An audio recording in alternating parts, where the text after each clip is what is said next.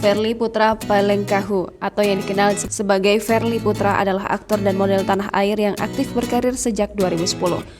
Sosok Ferly kerap dijuluki sebagai Raja FTV karena dirinya yang telah membintangi lebih dari 60 judul FTV.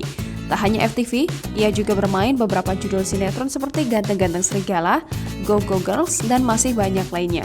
Ia juga sempat bermain film layar lebar dan menjadi hit seperti Arisan Berondong, Rumah Angker Pondok Indah, dan lainnya.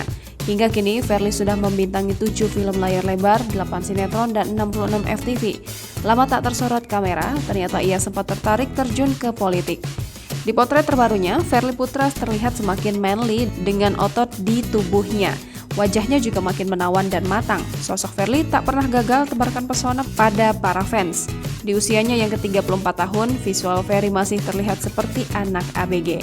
Beberapa waktu lalu lewat postingan di Instagram, Ferly sempat mengunggah sedang belajar di Akademi Bela Negara Partai Nasdem.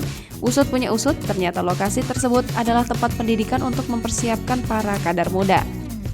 Wah, nampaknya Ferly serius untuk terjun ke dunia politik sebab ia rela duduk di bangku pendidikan lagi. Tapi sampai sekarang belum ada informasi terkait Ferly ikut pemilihan kepala daerah atau lainnya.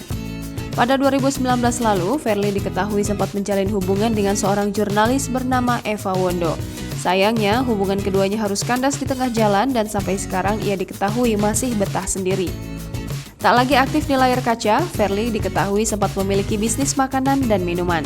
Pada 2020 lalu, Ferly pernah mengunggah foto bisnisnya yang diberi nama Dapur Mbak Gin. Diketahui Ferly menjual masakan rumah seperti tempe orek, tongkol kemangi, dan sambal terasi.